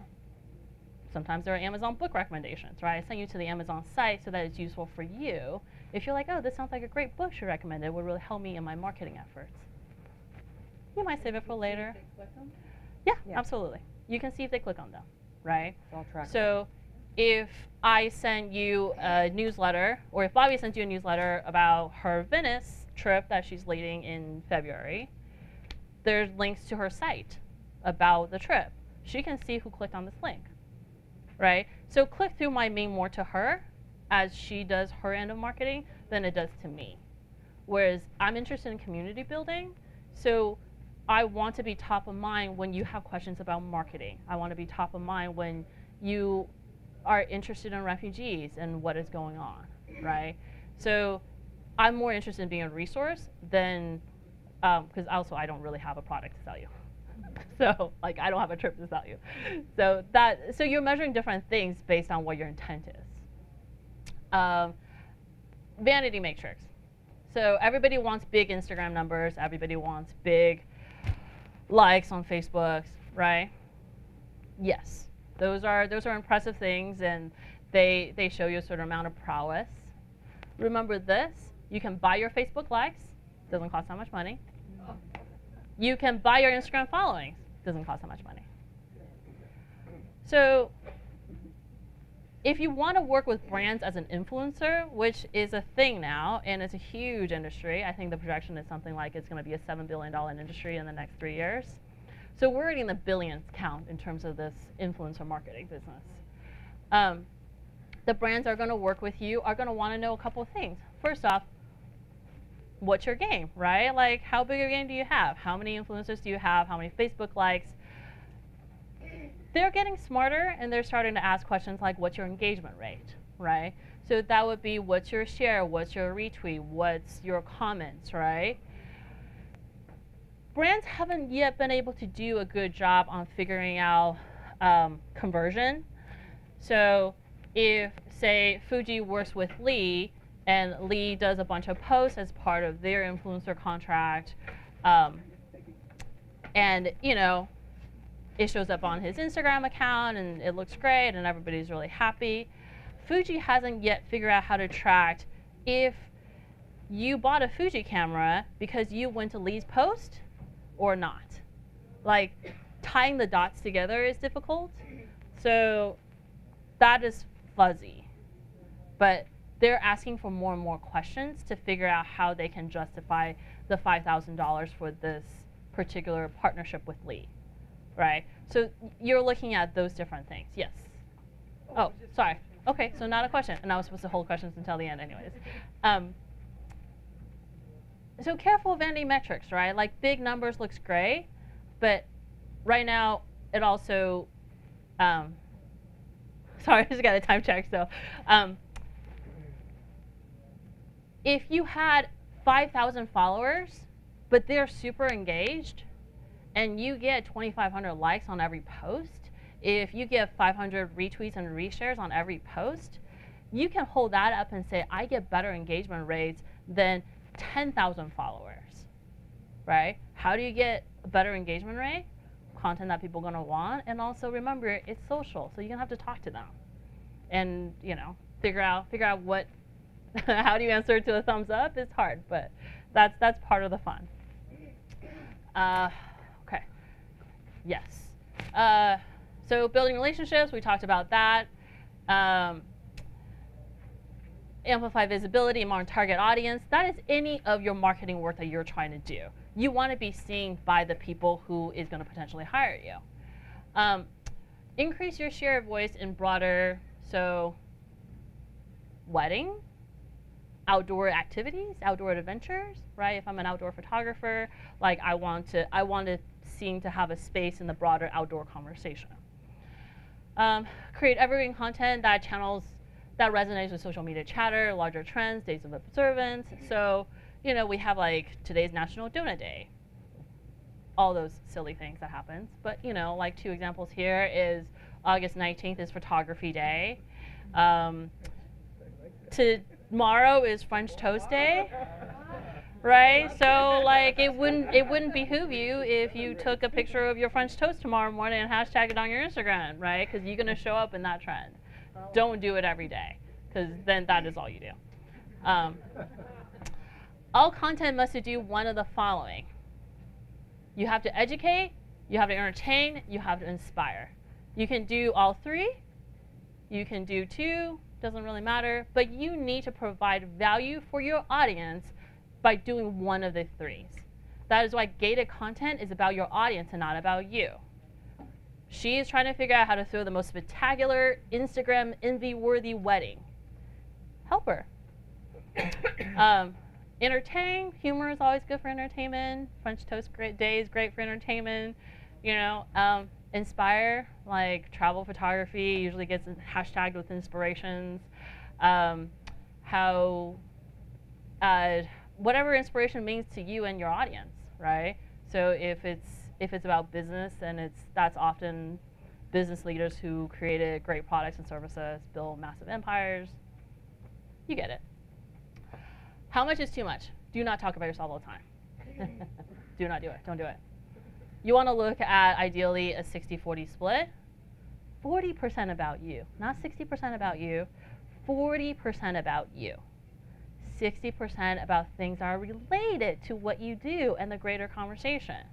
So if I'm an outdoor photographer and I shoot for Outdoor Magazine, I shoot for Patagonia, then the bigger conversation I'm going to have here is going to be content that's going to be related to climate change, content that is going to be related to conservation, content that is going to be related to the fight we're having over Bears Year in Utah, right?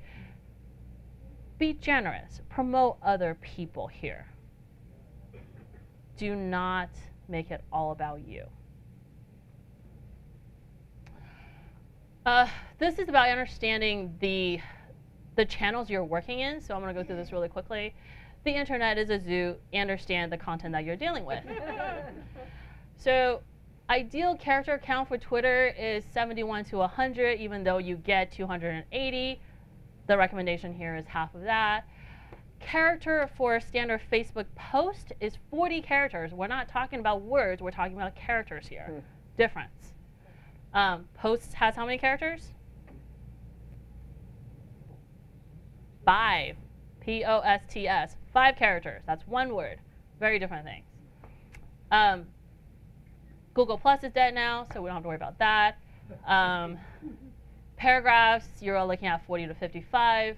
Domain names, ideal domain names, and these are hard to get these days, are 8 characters. Hashtags are 6 characters. So photography by nature is a terrible hashtag, according to this rule. What else do we have here? Subject line for emails, 28 to 39.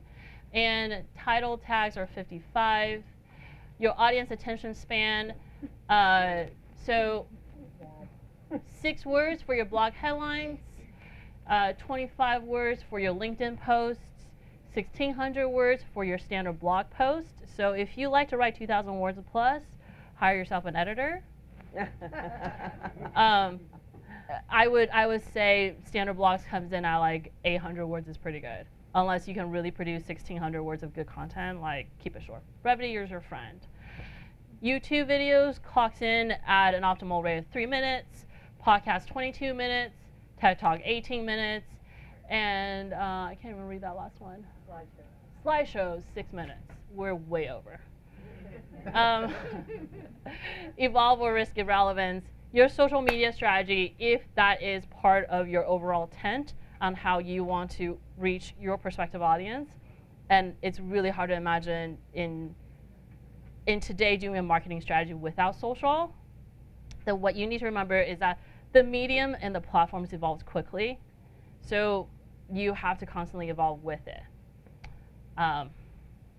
It requires constant attention. It is not a set it up and then leave it thing. So I recommend like 2 channels maybe.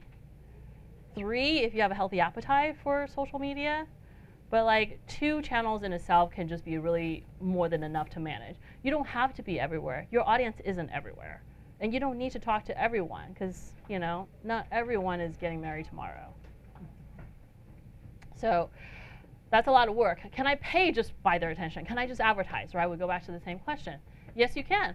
And we go back to these options. Source books, magazines, newspapers, Facebook, you can buy Facebook ads, Google AdWord, and then there's Google Display Ads.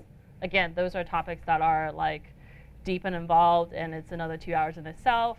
Those are just channels you can advertise at. Display ads are where you see a picture.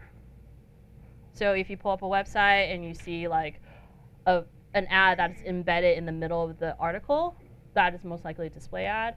Ads that run up and down on your right-hand side, those are display ads.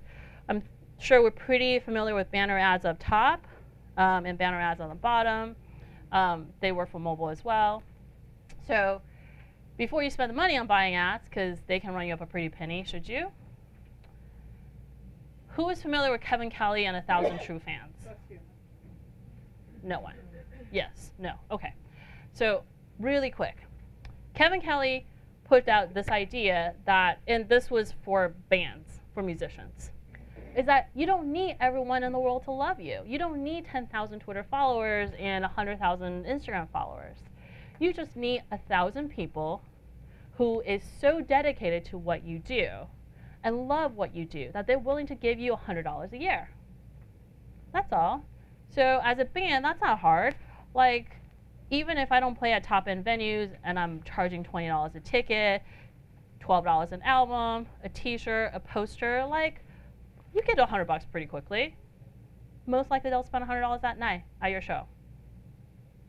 That's all. And the math here speaks for itself.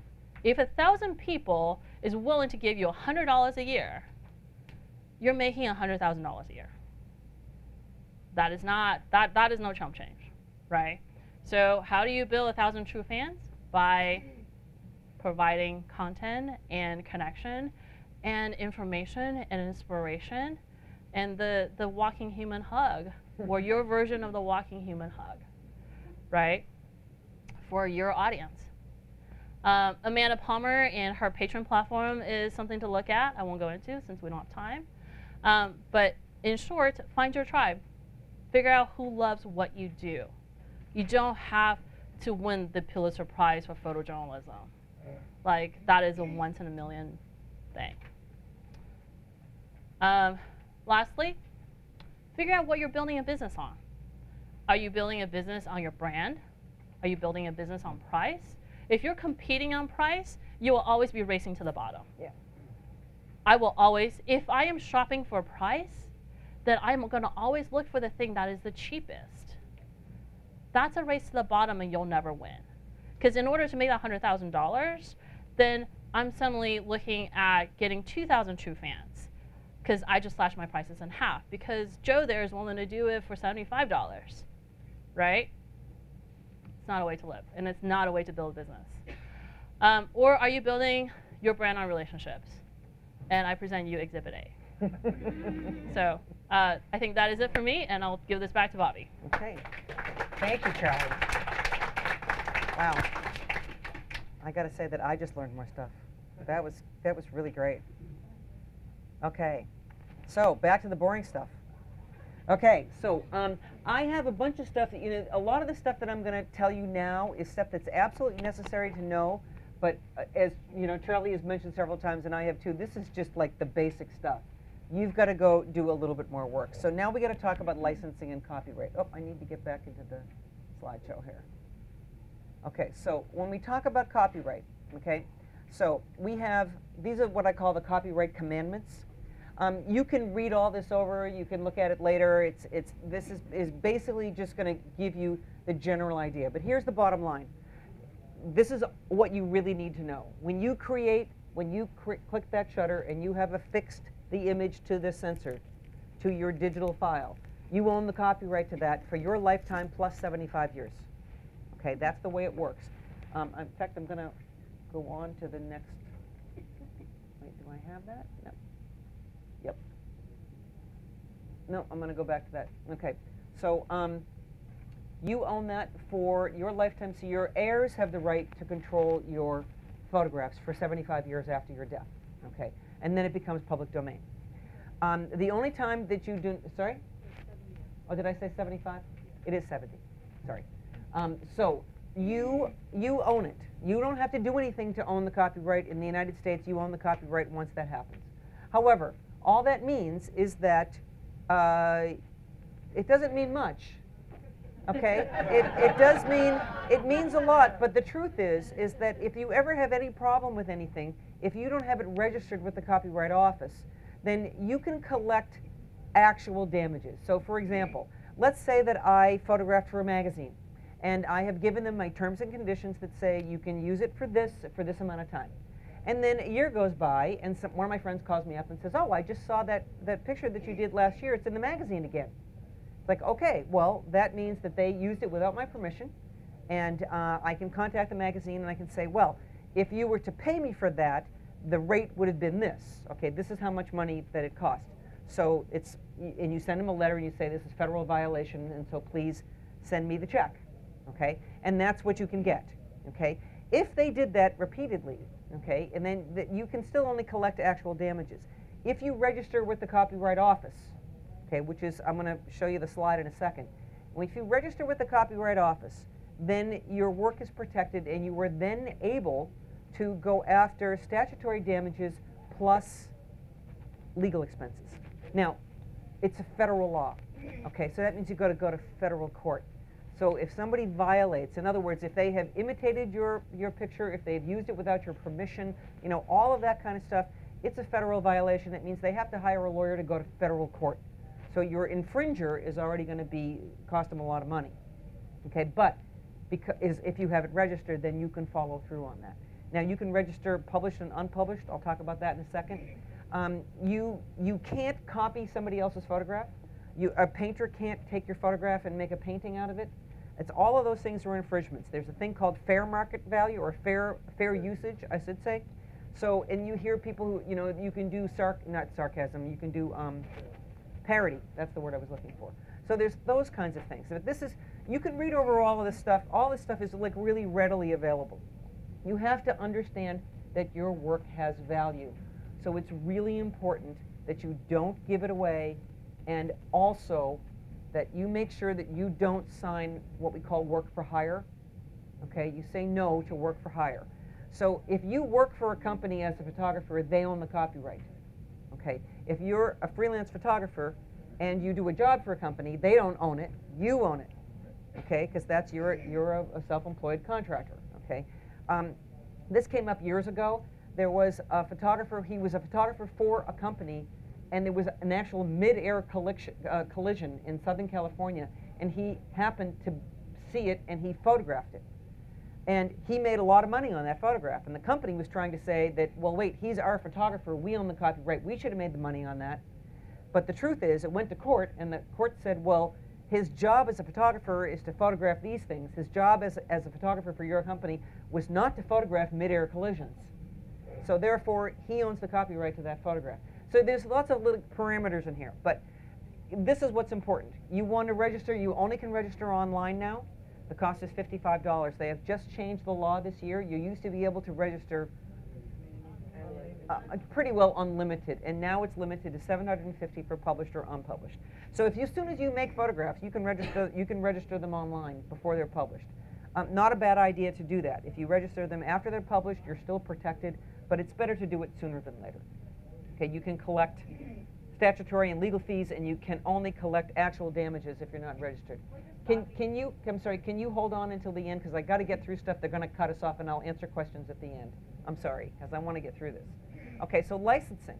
So what does this mean? Okay, so when somebody hires you to take a photograph, sorry, let me go back again, go back. When somebody hires you to take a photograph, you're not selling them the photograph, you're selling them usage. So what is the usage? What is this going to be used for? How long is it going to be? If it's editorial, you're saying, okay, well, you're getting to use this for, it's going to be featured this month, but you have the right to be able to use it for a year, let's say. And it's only used in magazines in the US. Okay, but it can be used for all kinds of other things. You can do the usages, can be all kinds of things. I have a sample contract that I'm going to put up here that's going to show you some stuff. And I'm going to give you a reference to that as well. You want to do your fair market pricing, so you don't want to undercut people, because, you know, some people say, you know, this is another one of these things I could talk to about a long time. So somebody comes to you and they say, you know, I want you to photograph this, and you're sitting there and you're going, gee, I really want the job, you know. So you say, boy, I'm gonna, you know, I really should charge this amount of money, but I'm only going to charge half of that because I really want the job. And what happens? What Charlie just said. You're just working your way to the bottom, okay? And if you start doing jobs for less money than what is the fair market value, then you're devaluing everything, so it's harder for the next person to come along and get actually fair market value. It's like, well, why should I pay you that when I just paid this person that amount? So you've got to be aware that everything that you do is affecting everybody else. Okay, now you also can have, your renewal, right? So you say it's going to be 1 year. I have what I call a corporate rate, and I normally give people 5 years. Because if I'm doing photographs for their websites, 5 years is about all they're going to want. They're going to want new pictures after that. But I just had somebody call me, somebody that I photographed back when I lived in Connecticut 7 years ago. And it had a 5-year thing, and he called me up and he said, I want to continue to use the pictures that you did for me, and I know that the time limit is up, so, you know, can we talk about what it's going to cost to do the renewal? So if you can put a little a warning in your computer to let you know that when this license is about to expire, so that you can get back in touch with the people that you photographed and say, hey, if you want to continue to use it, you know, 50% for another 5 years, you know, or 25%, or whatever it is that you decide is fair. So you can always make more on the renewal by doing nothing. Okay, so now we have into the job. Oops, oh well, this is part of it. Okay, so we're now talking about production and estimating. Okay, so how do you figure this out? Well, some of the stuff that I have here is going to be talking about commercial stuff, but here's the first thing. If somebody calls you and says, I want to see your portfolio, okay, so here's a whole bunch of questions. Who is the client? What's the project for? What's the look of the photography? You go through all of these different things. You should make up your own list for the kind of work that you do for all the questions that you need to ask, and that's true of retail. If somebody calls you up and says, I want a family portrait, well, do you want black and white or color? Do you want location? Do you want a studio? What kind of feeling do you want? Have you had a picture that you've done in the past that you really like, that you like that feeling? Do you have pictures, you personally have pictures that you can show them and say, do you like this feeling? Do you like that feeling? Because people, non-professionals can't communicate what they have in their brain. So you say, do you like this? Do you like this? Do you like this? Do you like this? And they go, oh yeah, I like C. Great, now you know what to do. But you have to go through when you have to ask all these questions. So this is for the portfolio request. You want to ask all the general questions, but now when somebody asks you for a bid, this is more of a commercial thing. So you've got to find out, first off, is it a competitive bid or a comparative bid? Competitive means that it's going to go to the cheapest person. Comparative means that they're looking at the value of you as a photographer and how much the cost is. Okay, this is more in the advertising world. But you can ask these questions. Don't be afraid to ask questions. Don't be afraid to actually really ask these questions and talk about money. You need to get all the information on this. You need to get all the project information. And now I'm going to do this with you right now, because this is the thing that I see students do more than anything else, not just students, is that they give a price off the top of their head, and the client goes, oh, wow, that's great. And you're like, boy, I blew that one, right? Don't ever, ever, ever give the price off the top of your head, okay? You should always say, get all the information and say, let me look at it and I'll call you back, okay? Even if you know what it's going to be, don't do it. So, everybody raise your right hand. I pledge to not give verbal pricing at any time to anyone while on the phone. I will gather accurate job information and reply in a timely manner with thought-out pricing. Okay? A friend of mine just did this, where she wasn't thinking the whole thing through, and it was a 1 or possibly 2-day job, and she added on the extra day at a really reduced rate. It's like, why did you do that? It's like, oh, you know, it's like, think it out. Get all the information. It's really important. Okay, the paper trail. Your production worksheet. You know, if you're doing a big job, if you have to hire a stylist and you need props and you got to go to a location, you gotta make sure that you write all this stuff down. Again, this stuff is readily available if you look online and look for production worksheets. You can find, you don't have to create it yourself. You can find somebody else that's done it. You're going to have an estimate. It's going to be signed before you shoot. You're not going to do anything without somebody signing it first.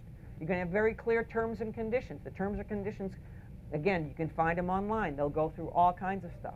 Then you do your final invoice, and then I'm going to talk about property testing and model releases here for just a second. But this paper trail, you need to make sure that everything is rating, everything is signed before you start. If it's a new client, I normally ask for a deposit up front, okay? And then I normally give people 30 days. Now, I will tell you that since I work mainly business to business, I get paid, if I go past 30 days, somebody takes more than 30 days to pay me, it's really unusual. Working with agencies and design firms, 60, 90, I had 120 days one time. I had 90 days for my advance to come through, and then 120 days before I finally get paid. So, you know, sometimes working business to business is really good. Okay, so you want to carry through. Now, there's a company called BlinkBid. It's going to be in the resources I'm going to give you. And they have the contracts with all the terms and conditions. It's just like you can just point at it, and they will write the licensing for you. They'll write the language for you. They'll do everything. It's really great. So I'm going to get to that in a minute. Now, I want to talk about releases. And this is very simple, because people will always want to ask 10 million questions about this. Get them. Right? The law states that if you have a recognizable person, place, thing, okay, then you need a release if it's going to be used for commercial purposes. Commercial purposes means it's being used to sell goods or services, okay? If it's going to be the picture they're going to hang on their wall, you know, okay, that's all right. But if it's going to be editorial, in other words, it's going to be used to impart information in a magazine, okay? But most magazines now, no matter what the content is, will not take a picture unless it's got a release. because nobody wants to deal with the liability. So the bottom line is, if you think it's a question, get a release. Get a release. And again, you can get model releases online, you can get property releases. A testing release is if you're working with an actor or a model, and the testing release basically is just a protection for both of you that says that we both agree that these images can be used for our own websites, Facebook, social media, portfolios. No other use, any other use is in writing. Okay, at the bottom line, that's as simple as it possibly can be, and that's the truth. Get the releases. Okay, so I just want to read you this because this is really simple. This is like my corporate stuff. Okay, so I've got the client name and address. I have a reference number. I give them my own reference number and the date. I did the job description, the photography in New York City at the legal offices, photographic portraits of 8 people. This is what I'm doing tomorrow. Okay. Photographer supplies, all digital, camera equipment, lighting equipment, backgrounds, grip, etc. This is what's important here. Photographer specializes in helping clients with posing, expression, feeling comfortable in front of the camera. The high-quality images project an impression of professional trust and dignity, but also accessibility and friendly business relationships. Okay? I am telling them exactly what it is that I'm going to do and what it is that they need. Right? It's like if you don't put everything in writing, it's going to be misunderstood. Okay? You just got to do it. I always say the digital post-processing. I tell them what that is. We're not doing massive retouching. If they want massive retouching, then that's going to be different. Okay? So, here's the usage license. Subject to the terms and conditions below. The licensor referred in this document, the reference number grants to the client name, the licensee, non-exclusive license to use all the images of the work. The license is valid worldwide. Okay, if it's going to be for somebody's website, this legal firm might have clients in, India. I don't know. So if their website could be seen in India, I'm good with that. Okay, it'll be valid for 5 years from the date of first use and cover publication in the work in the following media only. Now this is what I call my corporate package. Okay, internet, home, landing page, and interior pages, promotional brochure or collateral, public relations press kit, public relations use. Okay, so this doesn't include annual reports. It doesn't include advertising brochures. It's like this is what most people need. Now, if somebody in that firm is going to write an article in a magazine like the Law Review, and they need a headshot of the person, if they want to use it for that, that's okay. Okay, that's my corporate use. Would you need a photo credit? The question was about photo credit. I've never gotten a job off of a photo credit. You always ask for it. If you get it, great. I've never gotten a job from a photo credit. Okay. So any other work by the licensee shall require a separately negotiated license.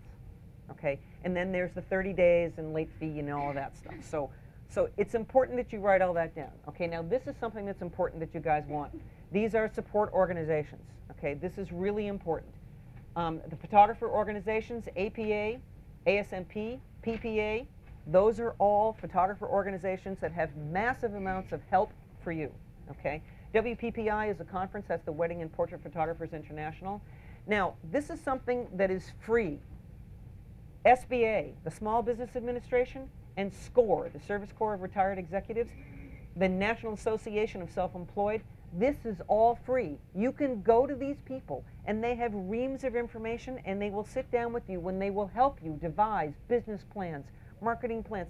They will help you do all of this, and it doesn't cost you anything. Okay? So really, really important on this. Digital media licensing, Use Plus, copyright.gov is your friend. Okay? You can do it all online. It's very simple to follow the instructions online. PDN, Photo District News, is probably the best professional magazine that's out there. And then that's BlinkBid. BlinkBid is the estimating, production, invoicing software. It's fantastic. It's the only thing that I use. It creates all that language. It says, what's it going to be used for? And it comes up with everything that you possibly can think of, and then give you a place to write in other stuff as well. Okay? And it'll create the whole package for you. It will keep track of everything. If you get partial payments, you can put it in there. It'll keep track. It'll keep track of your clients. It's a database as well. So it'll keep track of your clients. You can put in notes so you can talk about each job or conversations you had with people. It's a fantastic, fantastic piece of software. Okay. Ethics. Okay, we're down to the last final minutes here. Okay, I love my Batman shot. Okay, with ethics. Be honest with your pricing. Okay, don't try to take advantage of somebody, but also be fair. Don't undercut. Okay, that's the thing that we've already talked about this. If you start to undercut, don't put yourself down. You know, when I was first starting out, somebody would call me up and I'd say, well, normally I would charge, this amount of money, but for you, I'll do it for this. So what I tell people now is that find out, do your research. This is a good price for this, and you say, this is the price, and you shut up. You don't say anything. Let them say something. I don't lower my prices. If people say to me that, geez, so-and-so is going to be less, I'm like, great, good luck.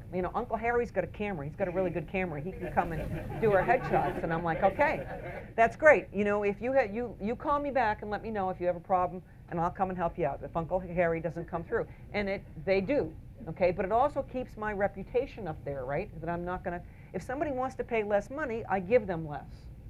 Okay, I won't do as many shots. I won't do something. It's like, if this isn't your budget, but ask what your budget is first, okay? Don't plagiarize. Don't do what somebody else did. Do yours. Be careful not to copy scrap layout. Lots of times with advertising agencies or design firm, they will take a picture out of a magazine or online and they will make a layout based upon that, and then they say, we want you to shoot this. Well, that's plagiarizing. Okay, so don't do that. Make sure that you have clearly defined terms and conditions. Okay, and it's all the tiny little type, but it's really important. If a client sends you a PO, it's okay to change it. You can cross things out and say, nope, that doesn't work for me. And tell them you're going to do it, and then cross it out, send it back to them. Everybody, I've never had to do that, but everybody I know who's ever done that, the client's gone, okay. Okay. Follow through on your promises and respect your client relationship. That is your relationship with your client, but your client may have a client. So you want to make sure that you're respecting and privacy and all of that all the way through. It's really, really important to do. Okay, and then the last place. That's one of the Venice pictures, by the way. This is, we do have the Venice trip coming up. So listen to yourself, be courageous, seek knowledge, exercise patience, seek inspiration, evolve. Don't follow trends. I've been to so many marketing seminars with art directors and creatives, and every single one of them will say, I'm not interested in the flavor of the day. I'm interested in how you perceive the world. I'm interested in how you perceive the world. I'm not interested in saying, oh, everybody's doing this out of focus background thingy now. No, I don't care, okay? Test, you can't do enough testing. Try stuff. You fail miserably, because that's what's going to teach you a lot and give you more inspiration to go forward. Test and be original. Be able to say no. I have said no when a client has come to me and I've said, like, okay, I need a really clearly defined shot list. You're talking very general terms, and I'm not sure exactly what you want. And then I don't get it, and I ask again, and I don't get it, and I ask again, and then I say, I think you'd be much better off being served by another photographer. And then they're like, oh, no, what? But, it's like, I'm going to say no to that. That's trouble waiting to happen. If I've asked 3 times for definition and you're not giving it to me, that's trouble. Say no. Somebody comes to you and say, oh, you do this first job for me at 50% off, and then I'm going to give you a bunch of work after that. Okay? Okay? You know what you say? You say, when I have people that I work with on a regular basis, I am more than happy to give them a discount. So let's do the first one, see how it goes, and then if you give me a lot of work, we can work out the discount. If you want to cut it right off the bat, then you know what you are in their mind? Somebody who drops their price way down. Okay, so you're stuck. Okay? So say no. Say no. Have an ego and have humility. Okay? So you've got to have an ego enough to be strong enough in yourself, but you also know that you're not the greatest thing that ever happened in the world. Okay? So there's a balance in there. Okay. Filter opinion. You're going to get a lot of opinions. Your mother's always going to love your pictures. Okay? Your friends, your boyfriend, but and then somebody else is going to go, oh, that's terrible. You know that we get into the criticisms. You've probably seen on Facebook where people just rip people apart. You just got to let that go. It's like, don't worry about that. More important, have a life and stay healthy. Okay? So now, thank you from us. There are our emails and our websites in order if you want to reach us. For those of you who didn't get that handout, if you email me, I will send that to you. I do want to say that it is Giving Tuesday, and you can go to Charlie's website and find out about Yes. Hello Future. Yes. And we do great work for refugees abroad. We literally bridge the gap in education for them. So anything you can give will always help. We're at Great work. hellofuture.io, and 100% your donations is tax deductible. we have 3 trips for next year, Lee and I. We have Venice for the carnival, which is coming up at the end of February. We still have a couple spaces available. We have Iceland, which we did this year for the first time, was amazing. And we have Tanzania during wildebeest migration next year too. So all of that is here. And lastly, I have these 8 gigabyte thumb drives that I have on here at the Bobbi Lane Photo Education Collection. They're $20. There's 474 pages of information, of education on here. There are 7 articles on general photography. There's 3 parts on business, 32 articles on portrait and lighting. There's posing and directing, a complete class on posing and directing headshots 3/4 full length for male and female, 65 pages of that. There's 4 quick tip portraits unplugged videos, 2 videos on balancing light, and more, and it's $20. You can come and see me afterwards. And for those of you who are seeing this online, you can email me, and I can send you a link to PayPal and send you a link to download. So, thank you all. Thank you all for coming very much.